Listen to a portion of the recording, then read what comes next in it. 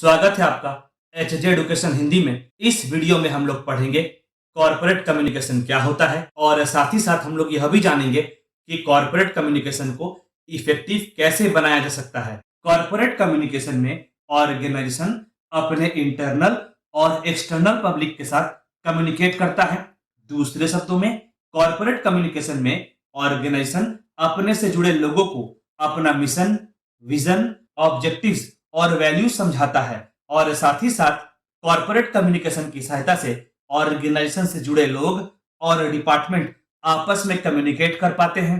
Corporate communication वह process है जिसकी सहायता से मैनेजर्स, सुपरवाइजर्स अपने व्यूज, डिसीजन, फीलिंग्स और काम से जुड़ी बातों को सबऑर्डिनेट के साथ शेयर करते हैं ताकि सबऑर्डिनेट और एम्प्लॉइज को काम से जुड़ा कंफ्यूजन ना हो, वे काम को समझ सके और अच्छे से परफॉर्म कर सके, जिससे ऑर्गेनाइजेशन के गोल्स को अचीव किया जा सके। किचन और स्कूल्स की माने अपने सिंपलेस्ट रूप में कॉर्पोरेट कम्युनिकेशन एक ऐसा मैकेनिज्म है जिससे ऑर्गेनाइजेशन से जुड़े लोगों के साथ, पब्लिक के साथ रिलेशनशिप को डेवलप और मैनेज किया जाता है। यह ऐसे लोग होते हैं जो ऑर्गेनाइजेशन के परफॉर्मेंस को अफेक्ट कर सकते हैं। कहने का मतलब हुआ, कॉर्पोरेट कम्युनिकेशन में ऐसे लोगों से रिलेशनशिप बनाया और मैनेज किया जाता है जो ऑर्गेनाइजेशन के ओवरऑल परफॉर्मेंस को अफेक्ट कर सकते हैं। वैसे भी इन रिलेशन को लंबे समय के स्ट्रेटजी के हिसाब से देखना चाहिए। अगर मीडियन ऑनलाइन की माने, कॉर्पोरेट कम्युनिकेशन एक ऐसा स्ट्रेटेजिक इनिशिएटिव है जो कि कॉर्पोरेट ऑर्गेनाइजेशन के द्वारा लिया जाता है ताकि कॉर्पोरेट अपने ब्रांड और उसका मेन मैसेज, कोर मैसेज को ग्लोबलाइज्ड मार्केट के ऑडियंस तक पहुंचा सके, ताकि कॉर्पोरेट अपने ब्रांड और उसका मेन मैसेज, कोर मैसेज को बढ़ते ग्लोबलाइज्ड मार्केट के ऑडियंसेस तक पहुंचा सके। सबसे सरल भाषा में देखें तो कॉर्पोरेट कम्युनिकेशन का मतलब होता है वह तरीका जिससे कॉर्पोरेट कम्युनिकेट करते हैं। हमें इस बात को ध्यान में रखना होगा कि कॉर्पोरेट कम्युनिकेशन किसी भी ब्रांड, ऑर्गेनाइजेशन, फर्म या कंपनी का इमेज बनाती है और ग्लोबल मार्केट में एक पहचान दिलाने में मदद करती है। कॉर्पोरेट कम्युनिकेशन की सहायता से कॉर्पोरेट यानी कंपनी अपने प्रोडक्ट या सर्विसेज के बारे में मैसेजेस को, इंफॉर्मेशन को कस्टमर्स और बाकी इंटरेस्टेड लोगों तक पहुंचाती है। इससे कंपनी अपने प्रोडक्ट या सर्विसेज के बारे में जागरूकता फैलाती है, अवेयरनेस क्रिएट करती है। कॉर्पोरेट कम्युनिकेशन की सहायता से कंपनी के जितने भी इंप्लॉयज होते हैं वे आपस में कम्युनिकेट कर पाते हैं, जिससे उन्हें आपस में काम से जुड़ा इंफॉर्मेशन शेयर करने में आसानी होती है, जिसकी वजह से इंप्लॉयज के बीच में कोऑपरेशन स्टैब्लिश हो पाता है, सहयोग स्थापित हो पाता है। जब कंपनी के इंप्लॉयज के बीच में सहयोग यानी कोऑपरेशन होगा तो कम समय में ही काम आसानी से पूरा हो सकेगा। इससे इंप्लॉयज की दक्षता भी बढ़ती है। जब कंपनी के इंप्लॉयज के बीच में सहयोग यानी कोऑपरेशन होगा तो कम समय में काम आसानी से पूरा हो पाएगा, जिससे समय की भी बचत होगी, टाइम भी सेव होगा। चलिए आगे बढ़ते हैं और जानते हैं कि कॉर्पोरेट कम्युनिकेशन को कैसे इफेक्टिव बनाया जा सकता है।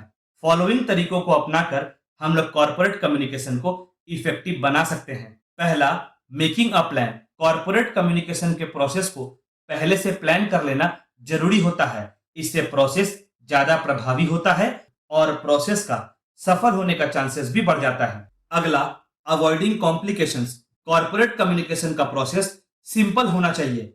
कम्युनिकेशन करते समय जटिल टेक्निक्स, वर्ड्स, एम्बिगुअस वर्ड्स यानी कंफ्यूजिंग शब्द का प्रयोग कम से कम होना चाहिए। कॉर्पोरेट कम्युनिकेशन का प्रोसेस सिंपल होना चाहिए। इससे रिसीवर को मैसेज समझने में आसानी होती है और कॉर्पोरेट कम्युनिकेशन के इफेक्टिव होने के चांसेस बढ़ जाते हैं। अगला, two way communication. Communication dictation के रूप में नहीं होना चाहिए, जहां एक व्यक्ति केवल बोल रहा है और दूसरा व्यक्ति केवल सुन रहा है। कम्युनिकेशन प्रोसेस टू वे, दो तरफा होना चाहिए। टीम लीडर, मैनेजर और बॉस का मैसेज वर्कर्स तक पहुंचना चाहिए, इंप्लॉइज तक पहुंचना चाहिए और इंप्लॉइज का ओपिनियन, आइडिया, थॉट्स आदि भी टीम लीडर या बॉस तक पहुंचना चाहिए। इसी टू वे कम्युनिकेशन की सहायता से टीम लीडर, बॉस और इंप्लॉइज के बीच में अंडरस्टैंडिंग इंप्रूव होगा। अगला, avoiding unnecessary description. Corporate communication में कम्युनिकेशन करते समय सेंडर को अननेसेसरी डिस्क्रिप्शन यानी अनावश्यक विवरण देने से बचना चाहिए। सेंडर को अपना मैसेज संक्षिप्त रूप में प्रिसाइज फॉर्म में रिसीवर के सामने रखना चाहिए। दूसरे शब्दों में मैसेज टू द पॉइंट होना चाहिए। ठीक उसी तरह से एम्प्लॉय का जवाब, व्यू और एक्सप्रेशन भी टू द पॉइंट होना चाहिए। अगला, मैनरिज्म। कम्युनिकेशन प्रोसेस में शिष्टाचार यानी अच्छा व्यवहार बनाए रखना बहुत जरूरी होता है, जिससे कम्युनिकेशन प्रोसेस में जितने लोग भी इन्वॉल्व है उनका सेंटिमेंट हर्ट नहीं होता। अगला, ऑथेंटिक एंड रिलायबल इंफॉर्मेशन। अगर कम्युनिकेशन प्रोसेस में डेटा का उपयोग शामिल है तो प्रयास यह करना चाहिए कि डेटा सही, ऑथेंटिक और रिलायबल हो। ऑथेंटिक और रिलायबल सोर्स से लिया गया हो। कम्युनिकेट करते समय सही डेटा का प्रयोग करना चाहिए। इससे भरोसा बढ़ता है और कम्युनिकेशन प्रोसेस का इफेक्टिव होने का चांसेस भी बढ़ जाता है। अगला, मेंटेनिंग कंसिस्टेंसी। कम्युनिकेशन के प्रोसेस में अचानक किसी भी प्रकार का बदलाव नहीं करना चाहिए। ऑर्गेनाइजेशन के स्टैंडर्ड के हिसाब से कम्युनिकेशन प्रोसेस में कंसिस्टेंसी होना चाहिए। अगला, रिमूविंग बैरियर्स।